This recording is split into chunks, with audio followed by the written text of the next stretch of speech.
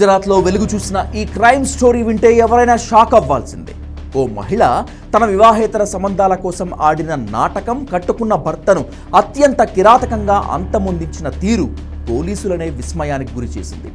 Crime thriller సినిమాను తలపించే ఈ కథలో అడుగడుగునా వెన్నుపోట్లే ఉన్నాయి. గుజరాత్కు చెందిన జాగృతికి కొన్నేళ్ల క్రితం సుఖ్దేవ్ గిరి అనే వ్యక్తితో పెళ్లైంది. 2 పిల్లలు కూడా ఉన్నారు వీళ్లకు.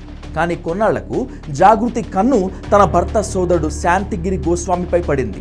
కొడుకులా చూడాల్సిన అతనితో ప్రేమలో పడింది. భర్తను వదిలేసి అతనితో పారిపోవాలని నిర్ణయించుకుంది. ఆడదాని మోజులో ఉన్న శాంతిగిరి ఆమె తన వదిన అన్న ఇంకిత జ్ఞానం కూడా లేకుండా ఆమెను లేపుకెళ్లేందుకు సిద్ధమయ్యాడు. అలా మొదటి భర్తకు వెన్నుపోటు పొడిచి అతని సోదరునితోనే మరో గ్రామానికి పారిపోయింది జాగృతి. అక్కడే శాంతిగిరిని రెండో పెళ్లి చేసుకొని కొత్త కాపురం మొదలుపెట్టింది. మొదటి భర్తను వదిలేసి రెండవ పెళ్లి చేసుకున్న జాగృతికి కొన్నాళ్లకు రెండవ భర్త కూడా బోర్ కొట్టాడు.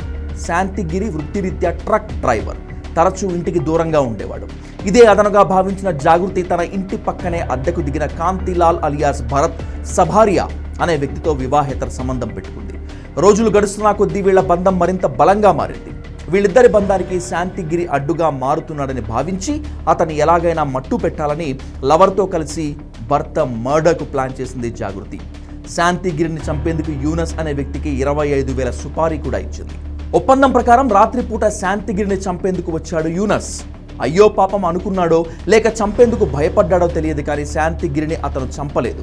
అలా అని సుపారీ తీసుకున్నాక పని పూర్తి చేయకపోతే సమస్య వస్తుంది. అందుకే తెలివిగా నిద్రపోతున్న శాంతిగిరిని ఫోటో తీసి జాగృతికి పంపి హత్య చేశానని నమ్మించి బ్యాలెన్స్ సుపారీ డబ్బులు తీసుకుని అక్కడి నుంచి ఉడాయించాడు.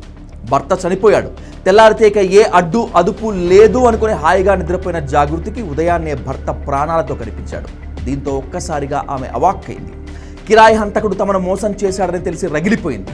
ఇలా అయితే లాభం లేదని ఎవరి మీద ఆధారపడకుండా భర్తను తానే అంతమొందించాలని నిర్ణయించుకొని రంగంలోకి దిగింది. భార్య మర్డర్ ప్లాన్ గురించి ఏమాత్రం తెలియని శాంతిగిరి రోజులాగే హ్యాపీగా నిద్రపోయాడు.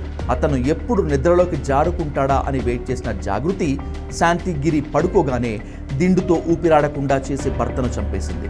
ఈ హత్యను ఒక ప్రమాదంగా కప్పిపుచ్చేందుకు దీపక్ అనే మరో వ్యక్తి సహాయం తీసుకుంది. ఇక్కడ ట్విస్ట్ ఏమిటంటే ఈ దీపక్ కూడా జాగృతి లవర్స్ లిస్ట్లో ఒకడు. మొదటి భర్త, రెండవ భర్త, ఇంటి పక్కన లవర్ కాకుండా ఈ దీపక్ జాగృతికి 4వ బాయ్ ఫ్రెండ్. దీపక్ సహాయంతో శాంతిగిరి డెడ్ బాడీని సురేంద్రనగర్ సమీపంలోని ఓ కాలువలో పడేసింది జాగృతి. భర్త ఏమయ్యాడని చుట్టుపక్కల వారు అడిగితే కొత్త ఉద్యోగం వచ్చిందని, ఫోన్ నెంబర్ కూడా మార్చేశాడని అందరినీ నమ్మించింది. చాలా కాలం అందరూ జాగృతి చెప్పింది నిజమేనని నమ్మారు. కానీ గతేడాది అక్టోబర్లో కాలువలో శాంతిగిరి మృతదేహం లభించింది.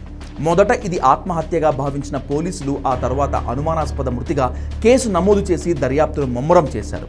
అక్కడి నుంచి తీగలాగితే డొంకంతా కదిలింది. లోతైన విచారణలో ఈ కుట్ర మొత్తం వెలుగులోకి వచ్చింది. పోలీసులు జాగృతి, కాంతిలాల్ను అరెస్ట్ చేసి విచారిస్తే ఈ కిరాతక హత్యోదంతం మొత్తం బట్టబయలైంది. ఈ మహిళ తన కామవాంఛ కోసం ఇంతటి దారుణానికి ఒడిగట్టం చూసి కరడుగట్టిన కాకిలే షాక్ అయ్యారు.